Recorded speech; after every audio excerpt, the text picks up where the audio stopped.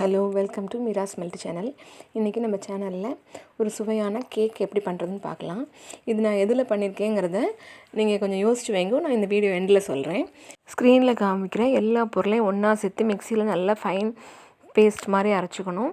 பால் மாத்திரம் கொஞ்சம் கொஞ்சமாக சேர்த்துக்கணும்.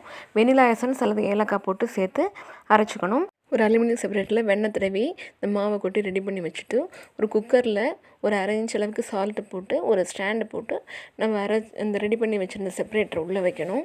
மேலாக நட்ஸு போட்டு வச்சுக்கலாம், இல்லாட்டா எள்ளு போட்டுக்கலாம்.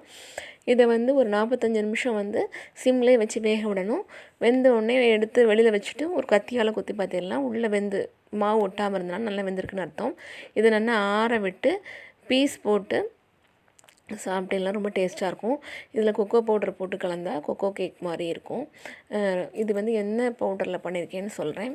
கவர்மெண்டில் அந்த அங்கன்வாடியில் கொடுக்குற சத்து மாவில் தான் இந்த கேக் பண்ணியிருக்கேன். குழந்தைகள் கஞ்சியாக கொடுத்தா சாப்பிட மாட்டேங்கிறா. ஸோ இதை இந்த கேக் மாதிரி பண்ணி கொடுத்தா குழந்தைகள் விரும்பி சாப்பிட்றா. நான் சொல்லியிருக்க இந்த ஐட்டம் உங்களுக்கு பிடிச்சிருந்தேன்னா லைக் பண்ணுங்கள், ஷேர் பண்ணுங்கள், கமெண்ட் பண்ணுங்கள். தேங்க்யூ ஃபார் வாட்சிங் மை சேனல்.